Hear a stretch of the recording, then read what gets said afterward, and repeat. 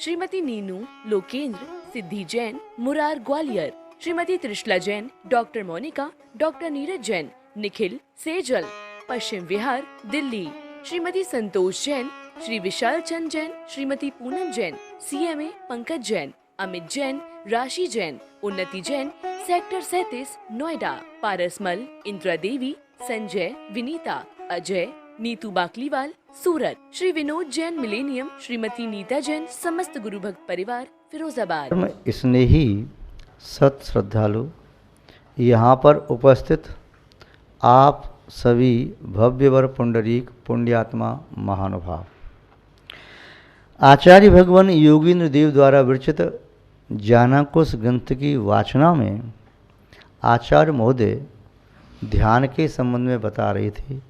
ध्यान कैसे करें? पदस्थ, पिंडस्थ, रूपस्थ, रूपातीत। उसके बाद में आचार्य महोदय ने ध्यान से संबंधित और भी व्याख्याएं की।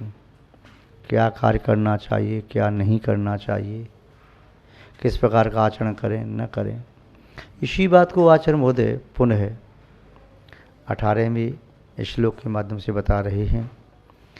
आचार्य महोदय के शब्दों में ही देखें कि वे किस प्रकार से इस बात को कह रहे हैं।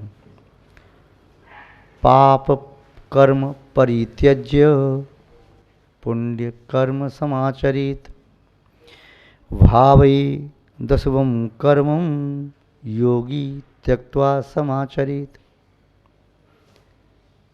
देखो, जैन दर्शन में विधि, निषेध और उभय 3 प्रकार का उपदेश होता है। इसीलिए जैन दर्शन की विशेषता है अनेकांतमय। अनेकांत शब्द का अर्थ होता है अनेक धर्म, अनेक गुण, अनेक विशेषताएं किसी एक ही पदार्थ में, वस्तु में, द्रव्य में निवास करते हैं। उन सबको बताने वाला कोई सेतु है, कोई हेतु है, कोई कारण है, तो अनेकांत है। शादवाद है किसी वस्तु के गुण धर्म के बारे में दूसरे का विरोध न करते हुए सापेक्ष कथन करना। स्यादवाद और अनेकांत दोनों एक नहीं, अलग अलग हैं। स्यादवाद कथन पद्धति है, अनेकांत वस्तु स्वरूप है। प्रत्येक वस्तु अनेकांतात्मक है। इसलिए यहाँ पर कहा जैन दर्शन में केवल विधि परक कथन नहीं है, केवल निषेध परक कथन नहीं है, विधि और निषेध दोनों युगपत कथन भी हैं। संसार के कई मत ऐसे हैं जो कहते हैं कि निषेध करते जाओ, निषेध करते जाओ, निषेध करते जाओ, फिर छोड़ते छोड़ते जो तुम हो वही रह जाओगे। जब आप लोग चिंतन करते हैं अन्यत्व भावना का या उत्तम आकिंचन धर्म का, तब कहते हैं मैं ये सब पुद्गल में मैं किंचित भी नहीं हूँ। अन्यत्व भावना में कहते हैं ये सब मुझसे अन्य है, इसमें अन्यपना है, मेरी आत्मा से ये पृथक है, इससे इस वस्तु में मेरी आत्मा से भिन्नपना है, अन्यपना है, इसमें भी अन्यपना, इसमें भी अन्यपना। और आत्मा के साथ एक परमाणु मात्र भी बच जाए तब भी कहेंगे अन्यपना है। प्रत्येक कारमाण वर्गणा कर्म, भाव कर्म, द्रव्य कर्म, नो कर्म, उन सब के फल, पुण्य और पाप के फल, इन सब में अन्यपना है।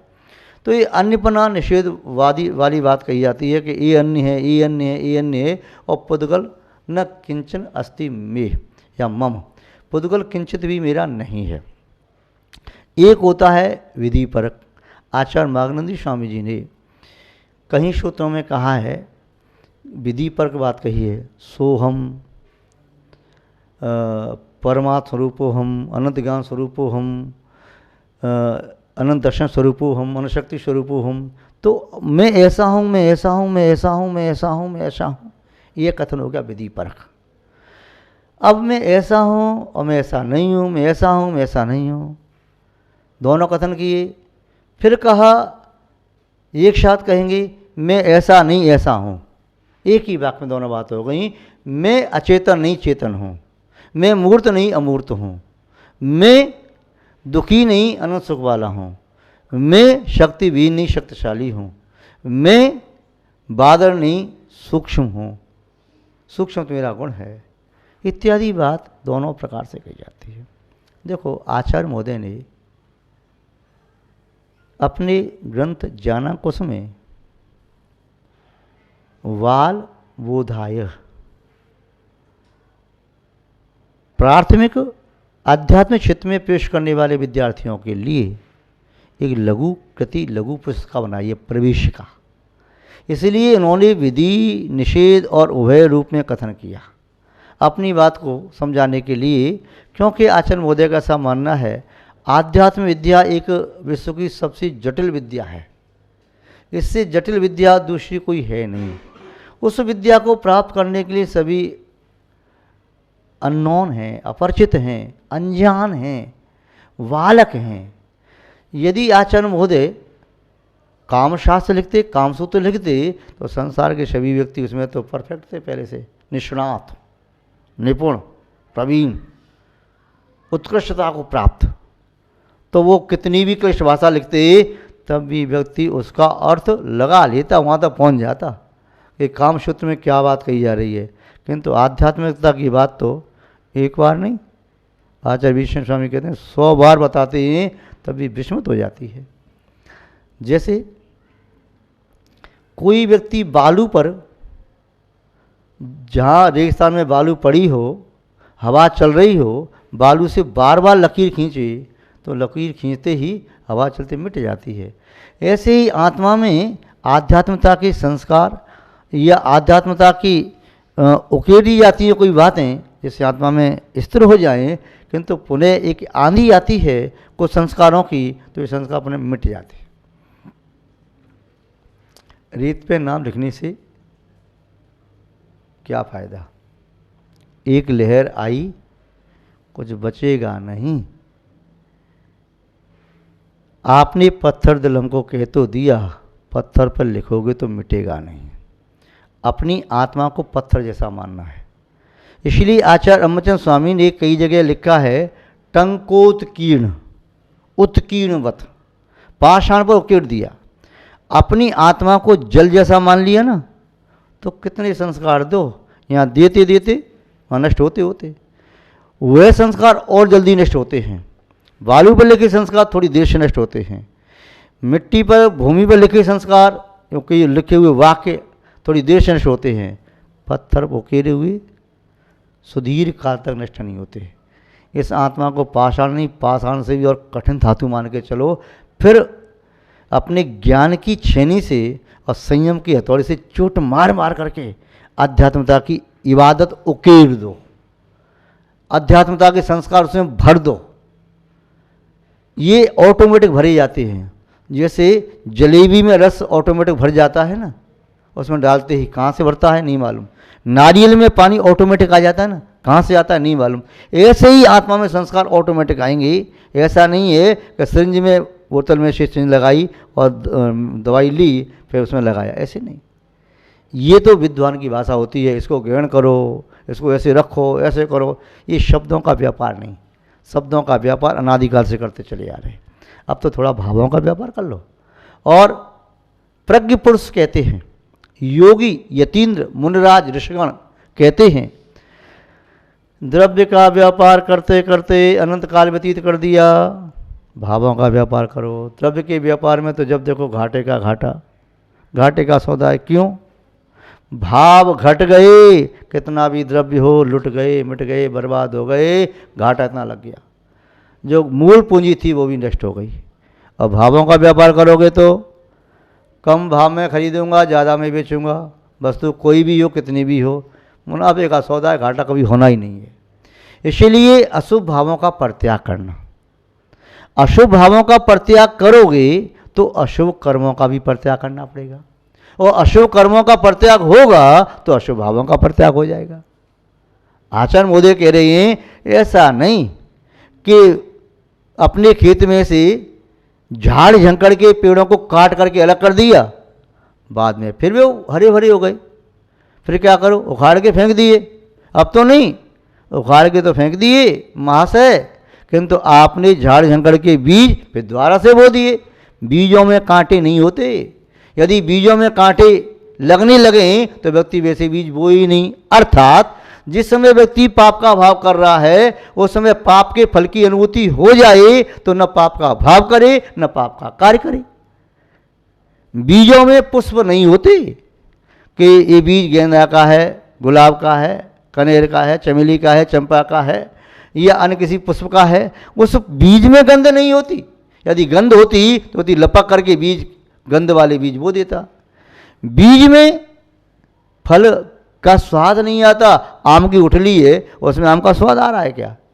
ये अंगूर का बीज है उसमें अंगूर का स्वाद आ रहा है क्या? यदि बीज में स्वाद थोड़ा भी आने लगे तो व्यक्ति पुण्य के कार्य को लपक करके करे, सब छोड़ करके। किंतु ऐसा नहीं आता। भैंस खरीदने पर घी का स्वाद नहीं आ जाता, भैंस खरीदने से दूध का स्वाद नहीं आता, भैंस खरीदने से मावा, रबड़ी और मलाई का स्वाद नहीं आता। वो तो तब आता है जब भैंस को चारा खिलाते हैं, उसके बाद भैंस की सेवा की जाती है, दूध दुहा जाता है, गर्म किया जाता है, फिर दूध का जो बनाना तो बनाओ।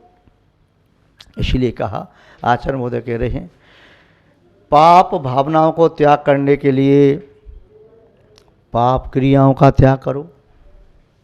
पाप क्रिया छूटेंगी तो आपके शनैः शनैः सावध वचनों का भी परित्याग हो जाएगा। यदि आपके सावध वचन छूट गए तो शनैः शनैः आपके दुर्विचार नष्ट होने लगेंगे। और जब दुर्विचार नष्ट होने लगेंगे तो आत्मा की परिणति भी अशुभ से शुभ की ओर आ जाएगी। उस परिणति से आपकी सत्ता में बैठी हुई पाप प्रकृतियां संक्रमित होकर के पुण्य रूप परिणत हो जाएंगी। और जब पुण्य रूप परिणत होंगी तो वे फल पुण्य रूप देंगी, पुण्य का फल मिलेगा। और परिणाम वर्तमान काल में पुण्य के हैं तो भविष्य में भी पुण्य का बंध होगा। और यदि उसमें कोई आकांक्षा निदान आदि नहीं है तब वह पुण्य परंपरा से आपके लिए शिव पथ का साधक बनेगा, कारक बनेगा। तो आचार्य महोदय किस प्रकार से कह रहे हैं, वहाँ से समझा रहे हैं, ऐसा मत करो, ऐसा मत करो, ऐसा मत करो। बालक कहता है तो फिर करें क्या? एक महाराज जी थे संघ में, तो उनको जब समझाते भाई ऐसा त्याग कर दो, ऐसा त्याग करो, ऐसा त्याग करो, स्वाध्याय कर दो, वो कहते महाराज जी हमें तो एक बार बता दो का खाने का नहीं खाने, रोज रोज का झंझट छोड़ो, अब ये नहीं खाना, ये नहीं खाना, ये एक बार बता दो भैया, ये नहीं खाना, ये नहीं खाना। अब तो ये बता दो, आपने त्याग तो बहुत सारा करा दिया, अब क्या बचा मैं खाने के लिए, क्या खाना है? ये दाल रोटी सब्जी खाओ, फल खाओ, बस वही तो खा रहे, किंतु उसमें लिमिट में खाओ, उसको भी अति करके नहीं। तो प्रारंभिक विद्यार्थी को ये बताना पड़ता है। छोटे बालकों को माँ समझाती है ना, ऐसे जिनवाणी में समझा रही है, बच्चों गाली नहीं देना, गंदी बात, हाथ में टिपना गंदी बात, ऐसा कर रहे तूने उसके बाल खींचे गंदी बात, साड़ी खींची गंदी बात, ये गलत, ये गलत, तो ऐसे कहते हैं। अब वो कहता है सही क्या है, सही क्या है बताते हैं। ज़रा अंकल जी आए, हाथ जोड़ो, प्रणाम करो, उनको नमस्कार करो, उनके चरण छुओ, मंदिर में धूप लगाओ, ये चावल चढ़ाओ, गुल्लक में पैसे डालो, ये माला फेरो, नमकाम ऐसे पढ़ो, आँख बंद करो, तो ये अच्छी बात, ये अच्छी बात, ये अच्छी बात। अब ये बालक को समझाना जरूरी है कि ये गलत बात, ये अच्छी बात, ये गलत बात, ये अच्छी बात, दोनों को समझाना जरूरी है। यदि केवल गलत गलत गलत कहते चली जाएंगे तो कहेगा क्या दुनिया सब गलती से भरी पड़ी है, क्या कुछ अच्छा ही नहीं है क्या? तो उसके दिमाग में बात कुछ गलत सेट हो सकती है। यदि ये कह दिया ये अच्छी बात, ये अच्छी बात, तो क्या सब अच्छा अच्छा है क्या? बुरे को अच्छा मान लेगा। यदि कोई ब्राउन वस्तु है तो हर ब्राउन वस्तु गोबर नहीं होती, तो हर ब्राउन वस्तु गुड़ भी नहीं होती, हर सफ़ेद वस्तु नमक नहीं होती तो हर सफ़ेद वस्तु मिश्री भी नहीं होती, हर पीली वस्तु सोना नहीं होती तो हर पीली वस्तु पीतल भी नहीं होती, हर चमकने वाली सफ़ेद वस्तु सीप नहीं होती तो चांदी भी तो नहीं होती, हर वस्तु हीरा नहीं है तो कांच भी नहीं है, कांच नहीं है तो हीरा भी नहीं है। तो ये भेद करना जरूरी है। तो आचार्य महोदय यही बताना चाहते हैं कि आपको ये बुद्धि से काम लेना है। जब तक अपनी बुद्धि को जागृत नहीं करोगे तब तक आप समझ नहीं पाओगे, रट्टू तोता बन जाओगे, और रट्टू तोता बन के कुछ नहीं होगा। वो रट्टू तोता कहेगा शिकारी आता है, जाल फैलाता है, दाने का लोभ दिखाता है, हमें लोभ नहीं करना चाहिए, जाल में नहीं फंसना चाहिए। अथवा रटेगा बिल्ली आएगी, छुपके से आएगी, वह अपनी पंजे में किसी एक पक्षी को दबाएगी और दबा करके मुंह में लेकर के चली जाएगी, मार देगी। अब वह ऐसे डटता रहे, बिल्ली आई, दबाया, पकड़ के ले गई, डटता रह गया। शिकारी आया, जाल फैलाया, पकड़ करके ले गया। तो रट्टू तो तब निश्चित क्या होगा। इसीलिए विवेक को जागृत करो। ये मत बताओ अग्नि ऐसी होती है, दीपक का प्रकाश ऐसा होता है, ऐसा प्रकाश होता है, सूर्य का प्रकाश ऐसा होता है, ट्यूबलाइट बल्ब लालटेन का प्रकाश ऐसा होता है, इसका प्रकाश ऐसा होता है। अरे ये व्याख्या करना जरूरी नहीं है, उसका तो डायरेक्ट परिचय कराओ कि ये प्रकाश है। जब प्रकाश हो जाएगा तो अंधेरे में सुई को भी देख लेगा, सुई तो ठीक है, सुई के छेद को भी देख लेगा और धागा भी डाल देगा। और यदि व्याख्या करते गए घंटों तक, प्रकाश ऐसा सफ़ेद होता है, कोई कहता पीला होता है, हंस जैसा होता है, बगला जैसा होता है, दूध जैसा होता है, व्याख्या करते रहना, इससे कुछ भी होने वाला नहीं है। आँखों की रोशनी पहले आना चाहिए। जिसकी आँखों में रोशनी है उसके लिए बाहर का प्रकाश भी काम करता है, और आँखों की रोशनी नहीं है तो कितने भी प्रकाश हों सब बेकार है। हर सहारा वे अमल के वास्ते बेकार है, अगर आँख ही खोले नहीं तो कोई उजाला क्या करे। तो महानुभाव आचार्य महोदय कह रहे हैं कि विवेक का दीपक जलाओ अपने चेतना के घर में। आपके घर में यदि लाइट है, स्विच ऑन किया तो फिर पूछना नहीं है मम्मी वो मेरी पुस्तक कहाँ रखी है, अच्छा टैंगोस कहाँ रखा है, पूछ पूछ के वो चीज़ नहीं मिलेगी। बस ये पूछो स्विच ऑन कहाँ से करना है, तो स्विच ऑन करते ही फिर प्रकाश सर्वत्र हो जाएगा। तो महानुभाव कहने का अभिप्राय ये है कि आचार्य महोदय कह रहे हैं कि पाप कर्म परित्यज्य, पाप कर्म का परित्याग करके पुण्य कर्म समाचरित, पुण्य कर्म का आचरण करना चाहिए, समीचीन रूप से उसे धारण करना चाहिए, पुण्य की क्रिया करना चाहिए, मनसा वाचा कर्मणा। और क्या कह रहे, भावयेत, उस पुण्य कर्म की भावना करना चाहिए। अशुभम कर्मम त्यक्त्वा, फिर अशुभ कर्म का परित्याग करके योगी समाचरित, योगी समत्व भाव में आचरण करे, अपनी आत्मा में लीन हो जाए। जिस प्रकार एक माँ समझाती उसी प्रकार आचार्य महोदय ने यहाँ पर करुणा बुद्धि से कितने सरल शब्दों में यहाँ समझाने का प्रयास किया है, और हम और आप सभी समझने का प्रयास करें। पाप कर्म, पाप वचन, निंद्य भाव एवं पाप रूप परिणति, इन सब का त्याग करें। श्रीमती नीनू लोकेंद्र, सिद्धि Jain, Murar Gwalior, Shrimati Trishala Jain, doctor Monika, doctor Neeraj Jain, Nikhil Sejal, Paschim Vihar Delhi, Shrimati Santosh Jain, Shri Vishal Chand Jain, Shrimati Poonam Jain, CMA Pankaj Jain, Amit Jain, राशि जैन, उन्नति जैन, सेक्टर 37 नोएडा, पारसमल, इंदिरा देवी, संजय, विनीता, अजय, नीतू बाकलीवाल, सूरत, श्री विनोद जैन मिलेनियम, श्रीमती नीता जैन, समस्त गुरु भक्त परिवार फिरोजाबाद।